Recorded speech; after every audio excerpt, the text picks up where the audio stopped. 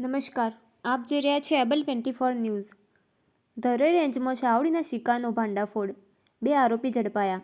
Dharoi range forest વિભાગ વિસ્તારમાં આવેલા ભીમપુર ગામ નજીક તારંગા જંગલમાંથી શાવડી નામના આરક્ષિત વન્ય પ્રાણીનો શિકાર કરનાર 2 શિકારીને ફોરેસ્ટ વિભાગે ઝડપી લીધા છે। આરોપીઓમાં નામ ઠાકોર પ્રતાપજી ભીખાજી અને ઠાકોર વિષ્ણુજી હીરાજી રહે ભીમપુર, તાલુકો સતલાસના, જિલ્લો મહેસાણાનો સમાવેશ થાય છે। ફોરેસ્ટ વિભાગને ભીમપુર ગામના રેલવે ફાટક નજીક આવેલા મકાનમાં શાવડીનો શિકાર કરી લાવ્યાની માહિતી મળતા ધરોઈ રેન્જના અધિકારીઓએ રેડ કરી બંને આરોપીને ઝડપી લીધા હતા।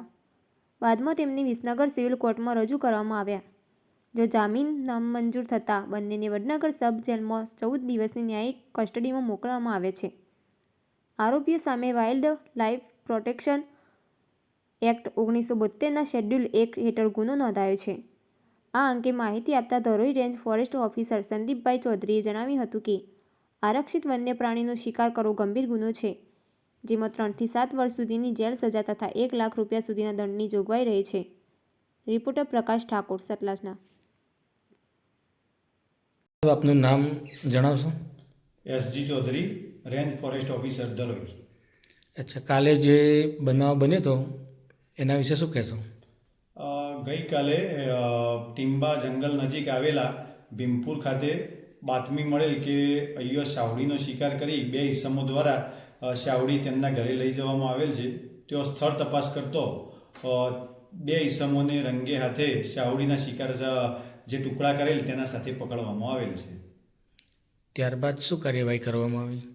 ત્યારબાદ તેમના ઉપર વન્ય પ્રાણી અધિનિયમ 1972 અંતર્ગત તેઓના ઉપર જવાબો લેવામાં આવ્યા। ત્યારબાદ તેમને આજે કોર્ટમાં હાજર કરવામાં આવ્યા અને તેમને 14 દિવસની કસ્ટડીમાં મોકલવામાં આવ્યા છે। વધુમાં કોઈ માહિતી મળી શિકારીઓ દ્વારા? કોઈ ક્યારની આ પ્રવૃત્તિ ચાલુ છે એમની? તેના માટે હવે આગળ હજી તપાસની કામગીરી બાકી છે, જે આગળ ઘટતી તપાસ કરીને આગળની માહિતી આપી શકાશે। આનાથી લોકોને જે સંદેશ આપવાનો છે, લોકોને બસ એ જ સંદેશ આપવાનો થાય છે કે ભાઈ કોઈ પણ વન્ય પ્રાણીનો શિકાર કરવો એ ગુનો બને છે, તથા ઘણા લોકો અંધશ્રદ્ધા માટે કે પછી મોજ શોખ માટે શિકાર કરતા હોય તો તેના ઉપર ભારતીય વન અધિનિયમ તથા વન્ય પ્રાણી સંરક્ષણ અધિનિયમ 1972 અંતર્ગત તેમના ઉપર 3 થી 7 વર્ષ સુધીની સજા થઈ શકે છે। જેથી દરેક લોકોને અપીલ કરીશ કે ભાઈ કોઈ પણ વન્ય પ્રાણીઓને શિકાર ના કરે, તેમને પજવે નહીં કે તેમને હેરાન ના કરે। આવા બનાવો પહેલાં કોઈ બનેલા ખરા વિસ્તારમાં? શાહુડીના શિકારનો તો પહેલો જ આ એક કહી શકાય કે ભાઈ શાહુડીનો પહેલાં જ ધ્યાનમાં આવેલો છે આવો બનાવ।